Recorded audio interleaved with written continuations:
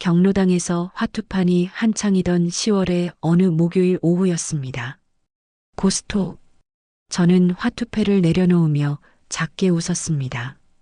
70이 넘었지만 화투만큼은 자신이 있었거든요. 경로당에 나온 지 벌써 3년째인데 화투에서 진 적이 거의 없었습니다. 아이고, 박 여사. 오늘도 이기시네요. 김순희 회장이 손뼉을 쳤습니다. 창문으로 들어오는 가을 햇살이 따뜻했습니다. 요즘 같은 날씨에는 경로당만큼 좋은 곳이 없었어요. 집에 혼자 있으면 자꾸 이런저런 생각이 들어서 말이죠. 남편 돌아가신 지 벌써 5년이 지났지만 여전히 빈자리가 크게 느껴졌습니다. 박 여사, 차 한잔 하실래요? 옆자리 할머니가 보리차를 따라주었습니다. 고맙습니다. 따뜻한 차를 받아들고 경로당 시계를 봤습니다. 2시 반쯤 되었네요. 점심 먹고 나서 이 시간이 제일 좋았습니다. 배도 부르고 햇살도 따뜻하고 사람들과 이야기하기에 딱 좋은 시간이었거든요. 그때 휴대폰이 울렸습니다. 화면에 정미라는 이름이 떴습니다. 잠시 놀랐습니다. 딸이 이 시간에 전화하는 건 드문 일이었거든요. 여보세요? 엄마, 오늘 저녁에 태수랑 갈게요. 평소보다 훨씬 밝은 목소리였습니다. 정미가 집에 오는 건 한 달에 한두 번 정도였는데 그것도 미리 일주일 전쯤 알려주는 게 보통이었는데 말이죠. 오늘 무슨 일 있어? 혹시 무슨 안 좋은 일이 있는 건 아닌가 걱정이 되었습니다. 아니에요. 그냥 엄마 보고 싶어서요. 다정한 목소리였습니다. 괜히 기분이 좋아졌습니다. 그래, 알았다. 몇 시쯤 오면 돼? 6시쯤 갈게요. 엄마, 이따 뵐게요. 전화를 끊고 나니 순희 회장이 미소를 지었습니다. 따님이 오신다면서요? 효녀시네요. 주변 할머니들도 부러운 듯 고개를 끄덕였습니다. 저는 쑥스러웠지만 나쁘지 않은 기분이었습니다. 사실 정민은 어릴 때부터 착한 아이였거든요. 공부도 잘했고 부모 말도 잘 듣고 동생 준호도 잘 챙기고요. 그럼 박 여사, 오늘은 일찍 가보세요. 저녁 준비하셔야죠. 그래야겠네요. 저는 가방을 챙기고 화투패를 정리했습니다. 일어서려는데 옆집 강성구 씨가 다가왔습니다. 평소에는 말도 별로 안 하는 분이었는데 말이죠. 경로당에 와도 구석에 앉아서 신문만 보곤 했던 사람이었습니다. 박 여사, 목소리가 낮았습니다. 성구 씨가 주변을 둘러봤습니다. 다른 사람들이 듣지 못하게 확인하는 것 같았습니다. 그리고는 제 귀에 대고 작게 속삭였습니다. 박 여사, 따님 조심하세요. 짧은 한마디였습니다. 하지만 그 한마디가 제 가슴에 박혔습니다. 순간 얼어붙었습니다. 손에 쥐고 있던 화투패가 바닥으로 떨어졌습니다. 발싹! 소리가 났습니다. 주변 사람들이 놀라서 돌아봤습니다. 박 여사, 괜찮으세요? 순희 회장이 달려왔습니다. 아, 응. 괜찮아. 저는 떨어진 화투패를 주우려 했지만 손이 떨려서 제대로 잡히지 않았습니다. 성구 씨는 이미 자리로 돌아가서 신문을 보고 있었습니다. 아무 일도 없었던 것처럼 말이죠. 왜 갑자기 그런 말을 한 걸까요? 정미를 조심하라니요. 무슨 뜻일까요? 집으로 가는 길이 평소보다 멀게 느껴졌습니다. 머릿속이 복잡했습니다. 따님, 조심하세요.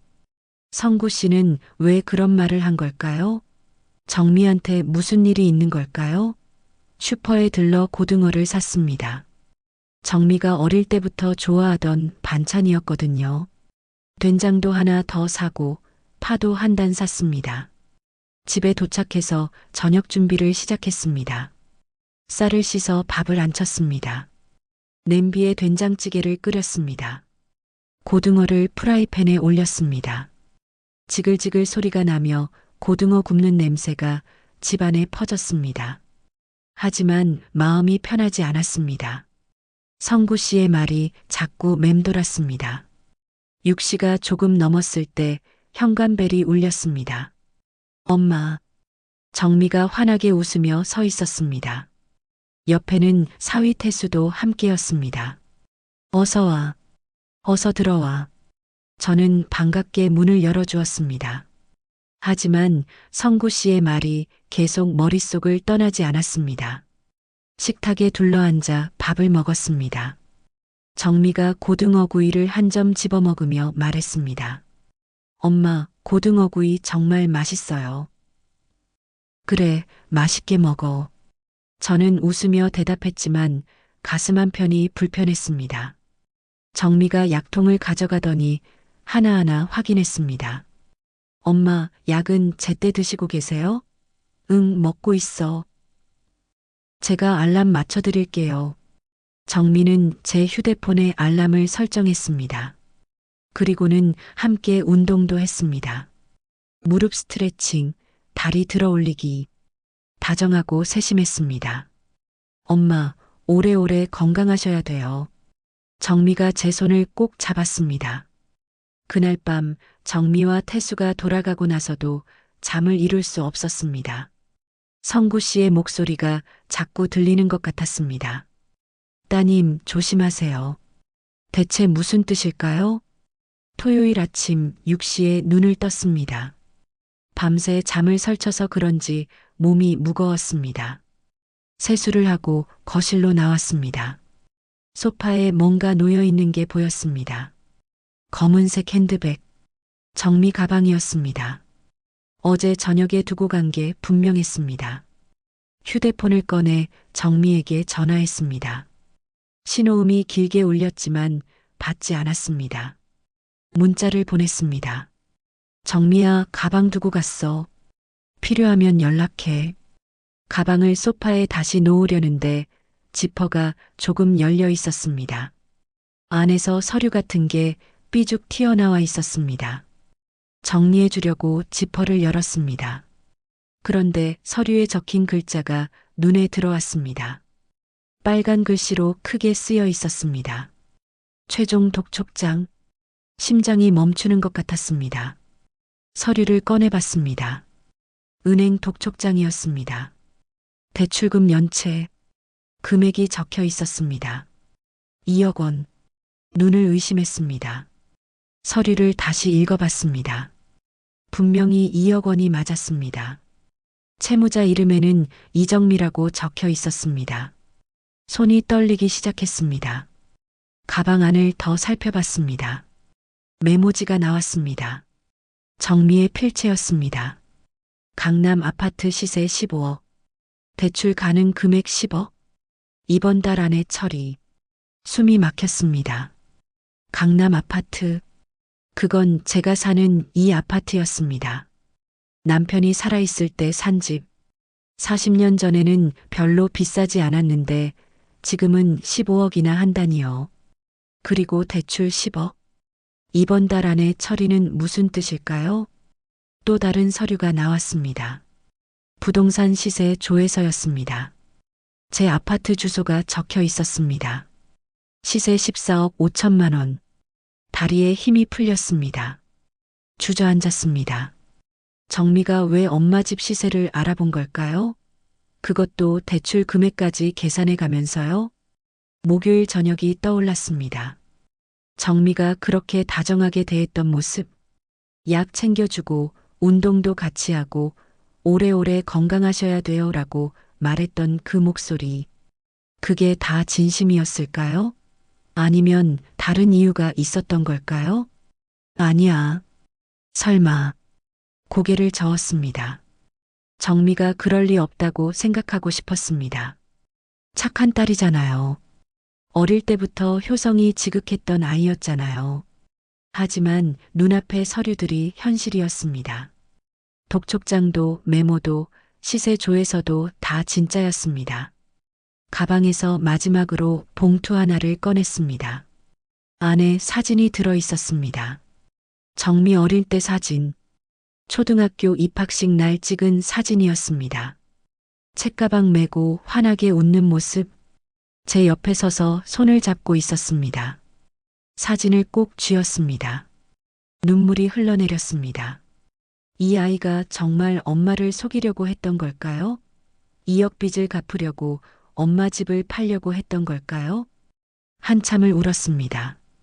가슴이 너무 아팠습니다. 눈물을 닦고 서류들을 다시 봤습니다. 분명히 뭔가 이유가 있을 거라고 생각했습니다. 정미가 갑자기 2억 빚을 진 데는 사연이 있을 거예요. 혹시 사업이 잘못됐거나 아니면 사기를 당했거나요. 하지만 그렇다고 해도 엄마한테 말도 없이 집을 담보로 대출을 받으려고 했다니요. 그것도 이번 달 안에 처리라고 급하게 메모까지 해가면서요. 휴대폰을 받습니다. 아직도 정미한테서 답장이 없었습니다. 전화를 걸어봤지만 여전히 받지 않았습니다. 왜 전화를 안 받지? 혹시 가방을 두고 간 걸 알고 피하는 걸까요? 성구 씨의 말이 다시 떠올랐습니다. 따님, 조심하세요. 성구 씨는 이미 알고 있었던 걸까요? 정미가 뭔가 문제가 있다는 걸요? 서류들을 가방에 다시 넣었습니다. 그리고 가방을 안방 옷장 안에 넣어뒀습니다. 정미가 찾으러 오면 그때 물어봐야겠다고 생각했습니다. 대체 무슨 일이 있었는지, 왜 2억이나 빚을 졌는지, 그리고 엄마한테는 왜 말을 안 했는지요. 소파에 앉아서 천장을 바라봤습니다. 마음이 무거웠습니다. 딸을 의심하고 싶지 않았지만 증거가 너무 명확했습니다. 오늘은 경로당에 가고 싶지 않았습니다. 아무도 만나고 싶지 않았습니다. 월요일 오전 10시쯤 은행에 가기로 했습니다. 주말 내내 집에만 있으니까 답답했거든요.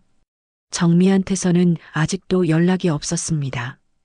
통장을 챙겨서 집을 나섰습니다. 은행까지는 걸어서 10분 정도 걸렸습니다. 어서 오세요. 창구 직원이 반갑게 인사했습니다. 통장 정리 좀 하려고요. 통장을 내밀었습니다. 대기 의자에 앉아서 기다렸습니다. 은행 안을 둘러봤습니다. 상담 코너에 몇 명이 앉아 있었습니다. 무심코 그쪽을 봤는데 익숙한 뒷모습이 보였습니다. 검은색 코트를 입은 여자. 옆에는 남자도 앉아 있었습니다. 눈을 가늘게 떴습니다. 저 뒷모습이 누구 같은데요? 여자가 고개를 돌렸습니다. 옆모습이 보였습니다. 정미였습니다.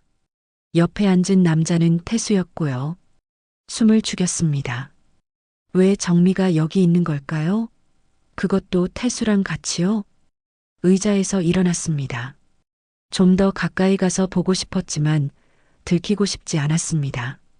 기둥 뒤로 몸을 숨겼습니다. 정미와 태수가 은행원과 상담하는 모습이 보였습니다. 은행원이 서류를 펼쳐놓고 설명하고 있었습니다.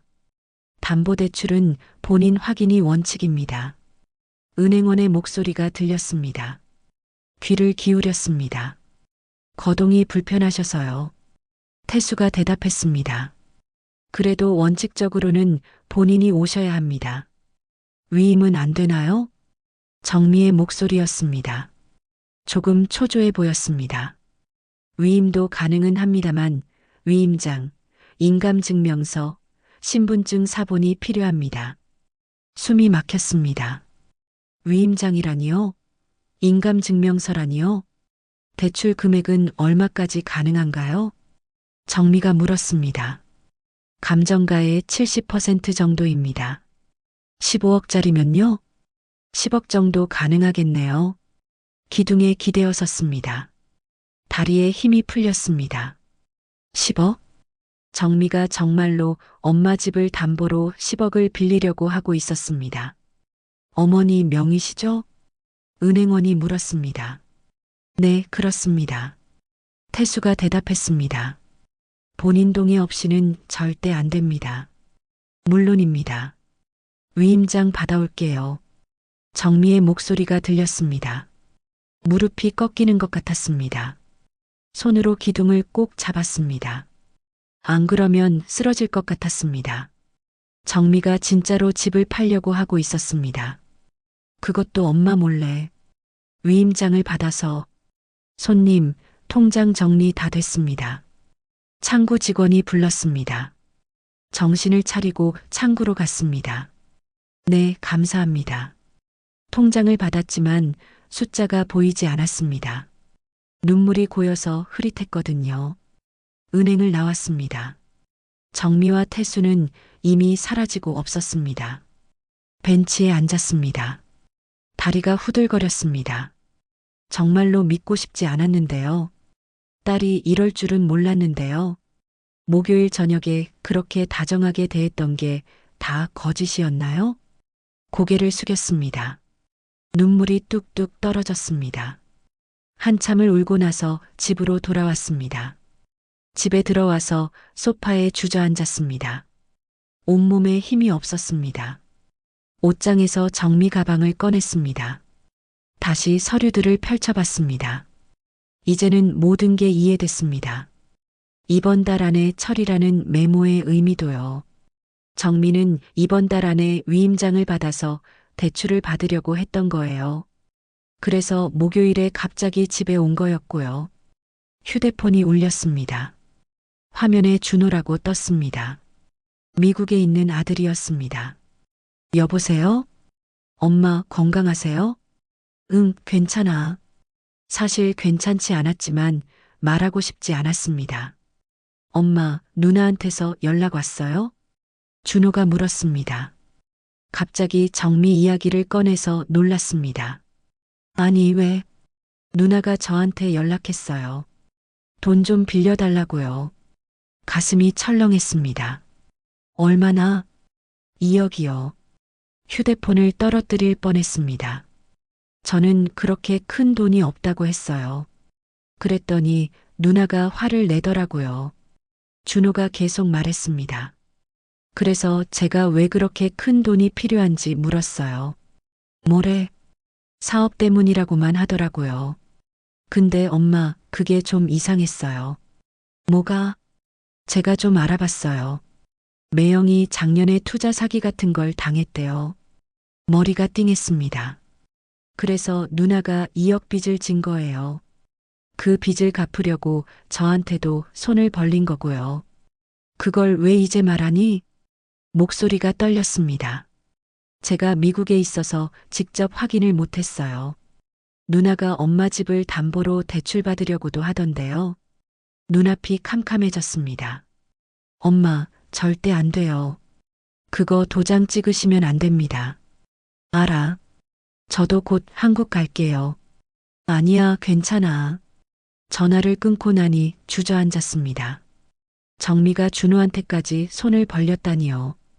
그것도 석 달 전부터요. 화요일 저녁 하루 종일 집에만 있었습니다. 경로당에도 나가지 않았습니다. 사람들 얼굴을 볼 자신이 없었거든요. 수요일 오후 경로당에 가기로 했습니다. 집에만 있으면 미칠 것 같았거든요. 박 여사, 오랜만이네요. 순희 회장이 반갑게 맞았습니다. 요즘 어디 아프셨어요? 아니, 그냥 집에 일이 좀 있어서. 자리에 앉았습니다. 차를 마시며 주변을 둘러봤습니다. 성구 씨가 보였습니다. 여전히 구석에 앉아서 신문을 보고 있었습니다. 박 여사, 순희 회장이 조용히 다가왔습니다. 네. 혹시 따님 요즘 뵈셨어요? 왜요? 가슴이 철렁했습니다. 아니, 그게요. 어제 성구 씨랑 따님이 카페에서 만나는 걸 봤거든요. 귀를 의심했습니다. 뭐라고요? 카페 앞을 지나가다가 우연히 봤어요. 둘이 심각하게 얘기하고 있더라고요. 숨이 막혔습니다. 정미가 성구 씨를 만났다니요. 왜요? 무슨 이야기를 한 걸까요? 저는 그냥 아는 사이인가 보다 했는데요. 근데 분위기가 좀 이상했어요. 어떻게? 따님이 뭔가를 부탁하는 것 같았어요. 성구 씨를 다시 봤습니다. 성구 씨는 여전히 신문을 보고 있었습니다. 성구 씨가 신문을 접고 일어났습니다. 경로당을 나가려는 것 같았습니다. 따라 나가고 싶었습니다. 물어보고 싶었습니다. 밖으로 나갔습니다. 성구 씨가 공원 쪽으로 걸어가고 있었습니다. 뒤따라갔습니다. 강 선생님, 불렀습니다. 성구 씨가 돌아봤습니다. 박 여사, 잠깐 시간 좀 내주실 수 있을까요? 물론입니다. 공원 벤치에 앉았습니다. 연못을 바라보며 성구 씨가 먼저 말을 꺼냈습니다. 저번에 경로당에서 드린 말 기억하시죠? 따님 조심하라고 한 거요? 네, 그 말이요. 그게 무슨 뜻이었어요? 더 이상 돌려서 말하고 싶지 않았습니다. 박 여사님 따님이 일주일 전에 은행에 오셨어요. 제가 우연히 봤습니다. 알아요. 저도 봤어요. 그러셨군요. 그럼 아시겠네요. 뭐를요? 따님이 박 여사님 몰래 뭔가 하려고 한다는 거를요. 성구 씨의 목소리가 낮아졌습니다. 제가 일주일 전에 은행에서 봤을 때요. 따님이 상담하시는 걸 우연히 들었습니다. 성구 씨가 설명을 시작했습니다. 박 여사님 집을 담보로 10억을 빌리려고 하시더군요. 근데 이상한 게 있었어요. 뭐가요? 박 여사님 얘기를 하나도 안 하시더라고요. 본인이 대출받는 것처럼 말씀하셨어요. 가슴이 답답했습니다. 그래서 확인하고 싶었습니다. 박 여사님이 정말 모르시는 건지요. 그래서 저한테 조심하라고 한 거예요? 네. 성구 씨가 고개를 끄덕였습니다. 그런데 어제 따님이 저를 만나자고 하셨어요. 순희 회장이 말했던 카페 만남이 떠올랐습니다. 따님이 부탁을 하시더군요. 엄마한테 아무 말도 하지 말아달라고요. 자기가 잘 처리할 테니까 엄마를 불안하게 하지 말아달라고요. 뭐라고요? 그래서 거절했습니다. 박 여사님이 아셔야 한다고 생각했거든요. 성구 씨를 다시 봤습니다. 이 사람이 정미 편이 아니었던 거예요. 왜 저를 도우려고 하세요? 우리 그렇게 친하지도 않잖아요. 성구 씨는 잠시 말이 없었습니다. 그러더니 한숨을 쉬었습니다. 저도 10년 전에 당했습니다. 뭐를요? 아들한테요. 성구 씨의 목소리가 떨렸습니다. 아들이 제 이름으로 대출을 받았어요. 그게 사업 자금이라고 했죠. 저는 믿었습니다. 내 아들이니까요. 조용히 들었습니다. 도장도 찍어주고 보증도 서줬어요. 그런데 그 돈을 다 날렸더군요. 사업이 실패했나요? 아니요. 처음부터 사업 같은 건 없었어요. 성구 씨가 고개를 저었습니다. 도박 빚이었습니다. 숨이 막혔습니다. 결국 제가 다 갚았습니다. 퇴직금도 다 날리고 집도 팔았어요. 그래서 지금은 작은 월세방에 삽니다. 쓸쓸하게 웃었습니다. 아들은 지금 연락도 안 돼요. 말문이 막혔습니다. 그래서 박 여사님한테 그냥 넘어갈 수가 없었어요. 제 경험을 다른 분이 또 겪는 걸 보고 싶지 않았습니다. 눈물이 났습니다. 성구 씨가 자기 때문에 이런 이야기까지 하다니요. 고맙습니다. 작게 말했습니다. 아닙니다. 성구 씨가 가방에서 뭔가를 꺼냈습니다. 작은 디지털 녹음기였습니다. 이거 들어보세요. 녹음기를 켰습니다. 잡음이 들리더니 목소리가 들렸습니다. 태수의 목소리였습니다. 이번 달 안에 안 하면 다 죽어. 화가 난 목소리였습니다. 정미의 목소리가 이어졌습니다. 알아. 알아. 그러니까 지금 하고 있잖아. 인감증명서는 받았어? 이미 발급받았어. 녹음이 거기서 끝났습니다. 얼어붙었습니다. 인감증명서를 이미 발급받았다니요. 제가 모르는 사이에요. 이게 어제 카페에서 녹음한 겁니다. 따님이 저한테 부탁할 때요. 제가 녹음기를 켜놨어요. 녹음기를 보며 손이 떨렸습니다. 증거였습니다. 정미가 정말로 엄마를 속이려고 했다는 증거였습니다. 박 여사님, 이거 경찰서에 가져가셔야 합니다. 경찰서요? 네. 본인 동의 없이 인감증명서를 발급받은 건 범죄예요. 문서위조입니다. 고개를 떨궜습니다. 딸을 경찰서에 신고한다니요. 상상도 못한 일이었어요. 그냥 못 넘기겠더군요. 저도 10년 전에 아들을 경찰에 신고했어야 했어요. 하지만 못했습니다. 내 자식이니까요. 성구 씨의 목소리가 떨렸습니다. 그 결과가 어땠는지 아시죠? 저는 집도 잃고 돈도 잃고 아들도 잃었습니다. 박 여사님은 저처럼 되지 마세요. 성구 씨의 손을 잡았습니다. 고맙습니다. 목소리가 떨렸습니다. 눈물이 흘러내렸습니다. 이 녹음 파일 드릴게요. 증거로 쓰세요.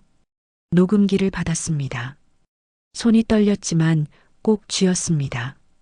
어떻게 해야 할지 모르겠어요. 울먹였습니다.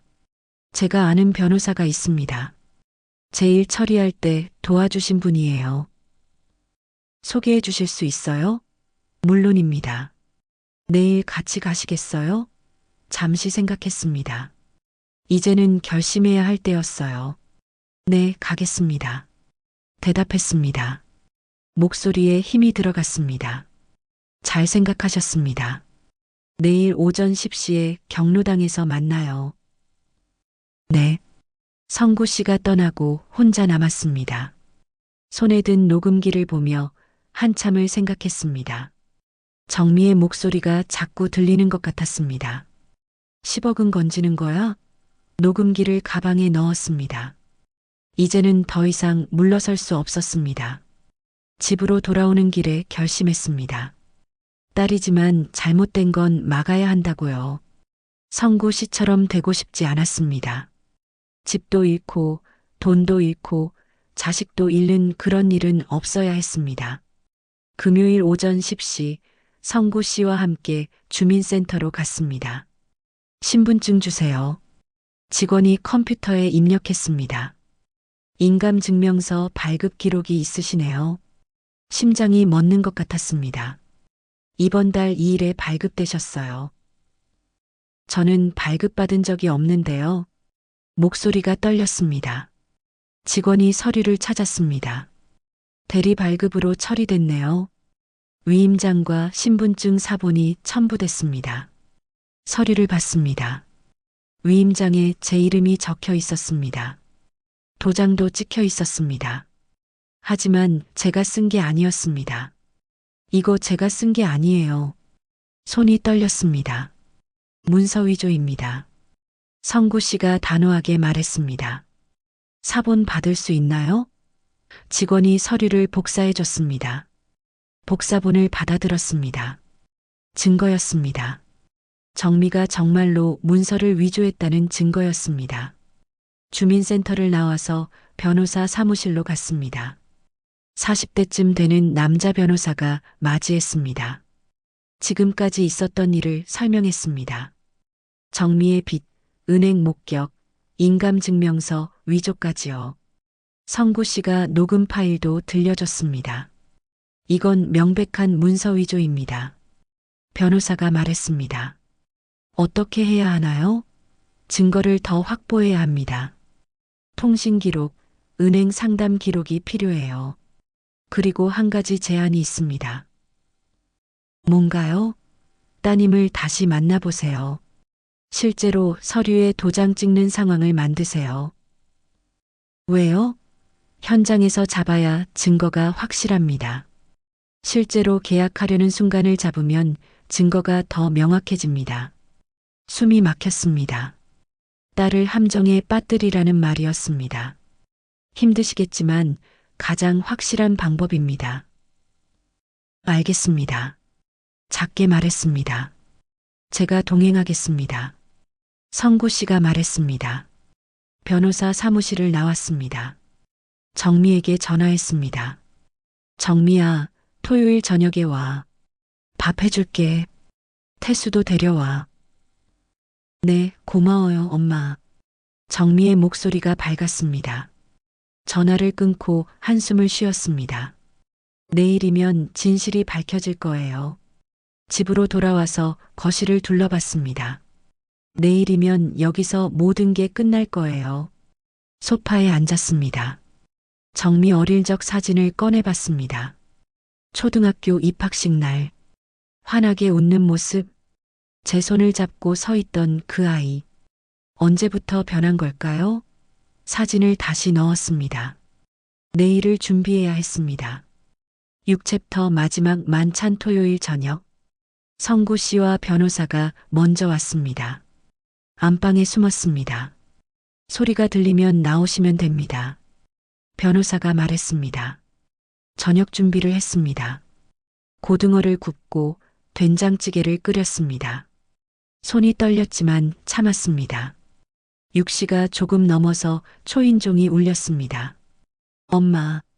정미가 환하게 웃으며 들어왔습니다. 태수도 함께였습니다. 어서 와. 평소처럼 맞이했습니다. 식탁에 앉아 밥을 먹었습니다. 밥맛이 없었지만 참았습니다. 정미와 태수는 평소처럼 대화했습니다. 아무 일도 없는 것처럼요. 엄마, 고등어 정말 맛있어요. 그래, 많이 먹어. 웃으며 대답했지만 가슴이 조여왔습니다. 밥을 다 먹고 정미가 말했습니다. 엄마, 보여드릴 게 있어요.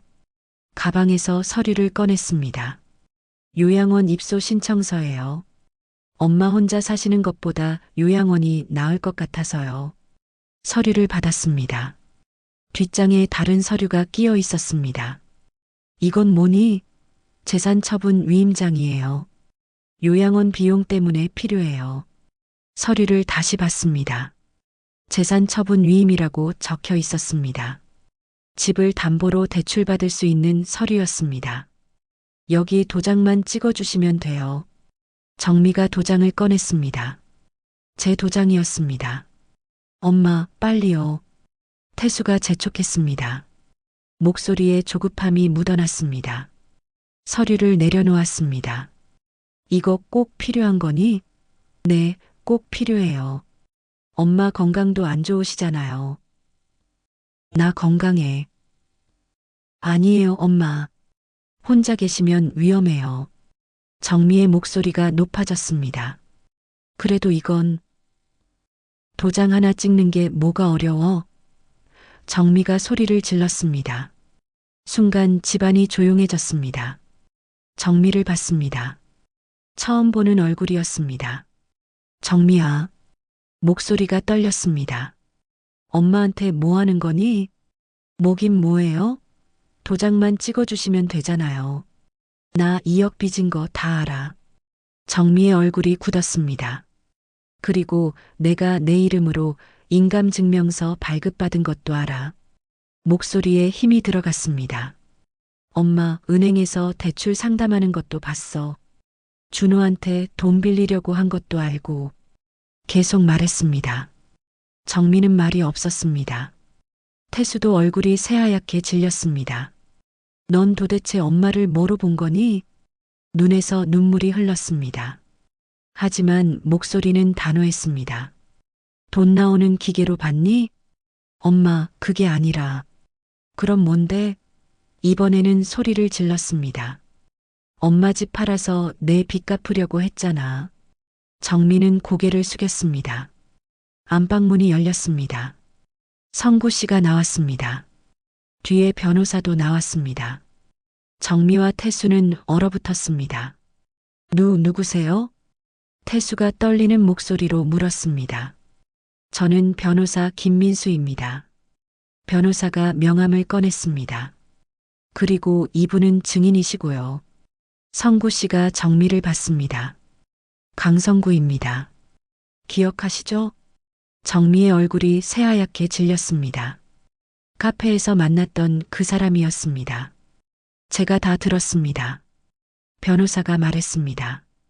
요양원 입소 신청서 뒤에 재산 처분 위임장을 숨긴 것도요. 도장을 찍으라고 강요한 것도요. 소파에 앉았습니다. 다리에 힘이 없었지만 마음은 확고했습니다. 엄마, 이게 무슨 일이에요? 정미가 다가왔습니다. 날 함정에 빠뜨린 거야? 함정이 아니야. 내가 하려던 걸 막은 것뿐이야. 변호사가 가방에서 서류들을 꺼냈습니다. 주민센터 발급 내역입니다. 서류를 테이블에 놓았습니다. 박영자 씨 명의로 이번 달 2일에 인감증명서가 발급됐습니다. 대리 발급으로 처리됐고요. 위임장과 신분증 사본이 첨부됐습니다. 정민은 입술을 깨물었습니다. 하지만 박영자 씨는 위임장을 쓴 적이 없습니다. 이건 명백한 문서 위조입니다. 계속 말했습니다. 그리고 이건 녹음 파일입니다. 성구 씨가 녹음기를 꺼냈습니다. 재생 버튼을 눌렀습니다. 태수의 목소리가 들렸습니다. 이번 달 안에 안 하면 다 죽어. 정미의 목소리가 이어졌습니다. 인감증명서 이미 발급받았어. 10억은 건지는 거야? 녹음이 끝났습니다.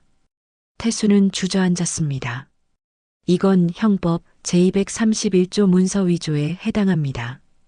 그리고 형법 제347조 사기 미수죠. 변호사가 차분하게 설명했습니다. 은행 상담 기록도 확보했습니다. 박영자 씨 집을 담보로 10억 대출을 상담한 기록이요. 서류를 정리했습니다. 내일 경찰서에 고소장을 접수하겠습니다. 정민은 무릎을 꿇었습니다. 엄마, 미안해요. 눈물이 흘러내렸습니다. 정말 미안해요. 어쩔 수 없었어요. 태수가 사기를 당해서 2억 빚이 생겼어요. 매일 독촉 전화가 와요. 울먹였습니다. 엄마, 조용히 들었습니다. 나도 안다. 준호한테 들었어. 내가 얼마나 힘들었는지도 알아. 말했습니다. 그럼 이해해 주시는 거예요? 이해는 해. 하지만 용서는 못 해. 엄마, 내가 힘들면 엄마한테 말했어야지. 목소리가 떨렸습니다. 왜 거짓말을 했니? 왜 엄마 몰래 인감증명서를 발급받았어? 왜 위임장을 위조했니? 정민은 대답하지 못했습니다. 목요일 저녁 기억나니? 내가 와서 약 챙겨주고 운동도 같이 하고 오래오래 건강하셔야 돼요라고 했잖아. 눈에서 눈물이 흘렀습니다. 그게 다 진심이었니? 아니면 엄마를 속이려고 한 연기였니? 진심이었어요. 정말 진심이었어요, 엄마. 정미가 소리쳤습니다. 그런데 왜 이런 짓을 했니? 어쩔 수 없었어요. 울었습니다. 있었어. 엄마한테 솔직하게 말하는 방법이 있었어. 같이 해결하는 방법이 있었어. 하지만 넌 거짓말을 택했어. 일어났습니다. 준호한테까지 손 벌리려던 거 다 알고 있다. 성구 씨를 카페에서 만난 것도, 은행에서 대출 상담한 것도, 인감증명서 위조한 것도, 오늘 도장 찍게 하려던 것도, 목소리에 힘이 들어갔습니다. 다 엄마가 알면서 한 거야. 증거를 모으려고 말이야. 정민은 충격에 빠진 표정이었습니다. 넌 이제 내 딸 아니야. 최후 통첩을 했습니다. 엄마, 제발. 한 번만 용서해 주세요. 정미가 제 다리를 붙잡았습니다. 내려다봤습니다. 어릴 때 초등학교 입학식 날이 떠올랐습니다. 새 가방 메고 환하게 웃던 딸의 모습이요. 일어나. 이제 그만 가. 엄마. 가라고 했어. 목소리는 단호했습니다. 흔들림이 없었습니다. 정미와 태수는 일어났습니다. 현관문을 열었습니다. 정미는 한 번 더 돌아봤습니다. 하지만 고개를 돌렸습니다. 보고 싶지 않았습니다. 문이 닫혔습니다. 집안이 조용해졌습니다. 주저앉았습니다. 성구 씨가 부축했습니다. 괜찮으세요? 네. 눈물을 닦았습니다. 잘하셨습니다. 성구 씨가 말했습니다. 해야 할 일이었어요. 대답했습니다. 한 달이 지났습니다. 11월 마지막 주 목요일 오후 경로당 창가 자리에 앉아 있었습니다. 밖에는 낙엽이 지고 있었습니다. 박 여사, 오늘도 화투 치실 거예요? 순희 회장이 물었습니다. 응, 그래야지.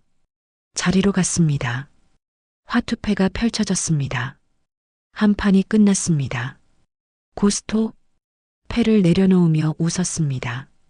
오늘도 이기시네요. 주변에서 환호성이 터졌습니다. 오늘도 이겼습니다. 화투는 여전히 재미있었습니다.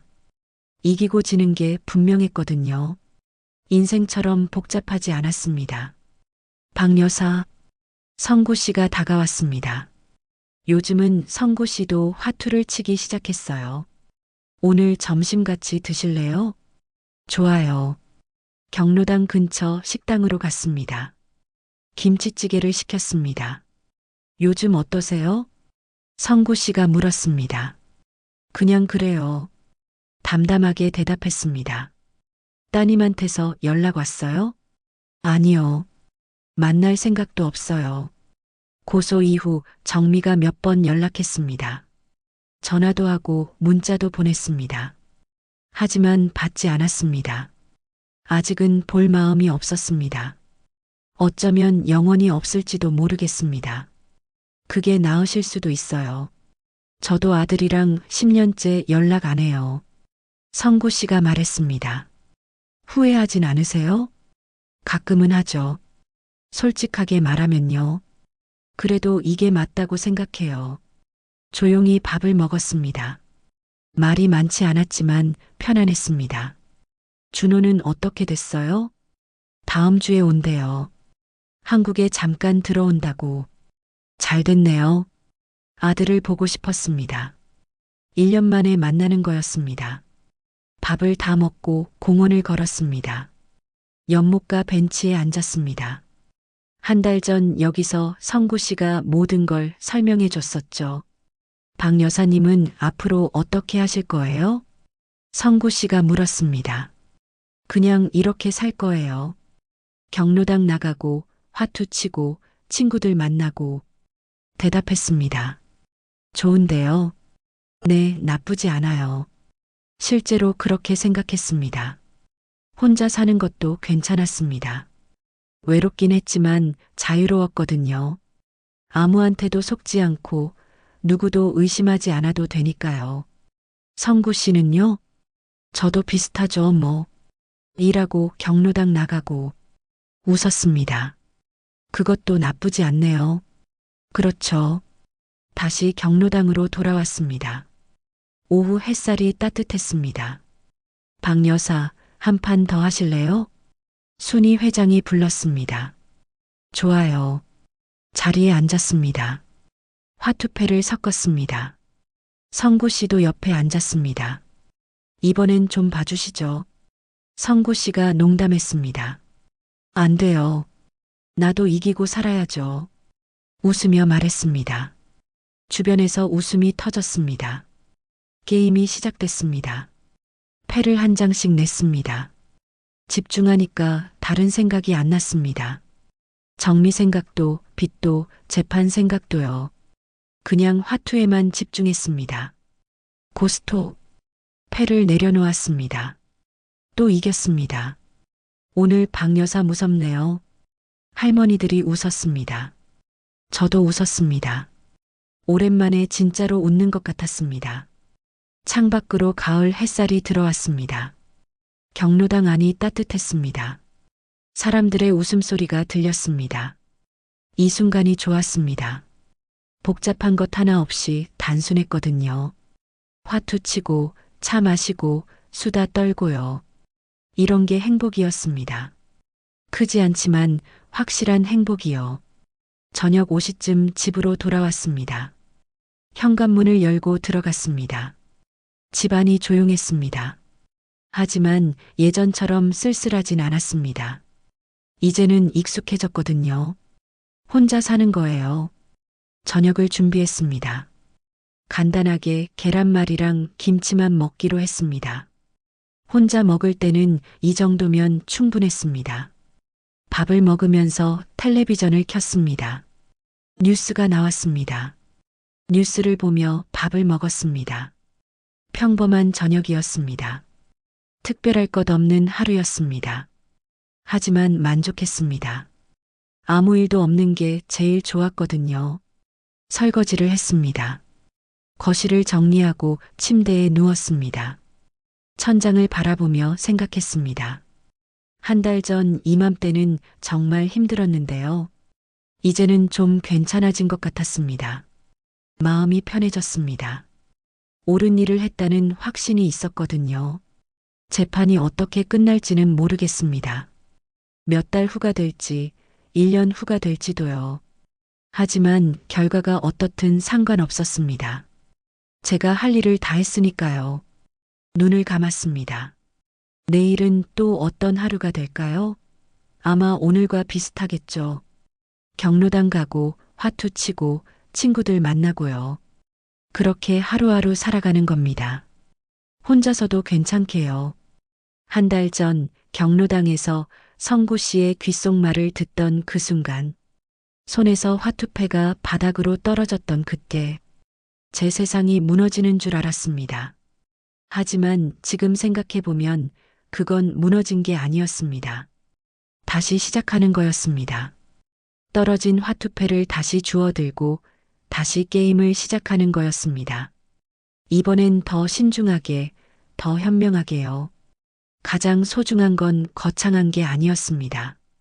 아무 일 없이 경로당에 나가서 친구들과 웃고 화투 한 판에 기분 좋아지고 저녁이면 집으로 돌아와 밥 한 끼 차려 먹는 평범한 일상. 그 평범함이야말로 잃어서는 안 되는 귀한 선물이었던 거죠. 믿었던 사람에게 깊은 상처를 받았지만 그 아픔을 견디고 스스로 지켜낸 덕분에 다시 이렇게 평범한 하루를 맞이할 수 있었습니다. 누군가는 그것을 외로움이라 할 수도 있겠지만 스스로의 힘으로 하루를 버티고 웃고 살아가는 것, 그것이야말로 진짜 강함이고 삶의 의미가 아닐까요? 잠이 들었습니다. 편안한 잠이었습니다. 내일도 해가 뜨겠죠. 그리고 저는 다시 일어나서 또 하루를 살아갈 겁니다. 혼자지만 괜찮습니다. 자유롭고 당당하고 누구도 의심하지 않아도 되는 삶. 화투패를 떨어뜨렸던 그날의 저는 이제 없습니다. 패를 다시 쥔 저는 더 강합니다.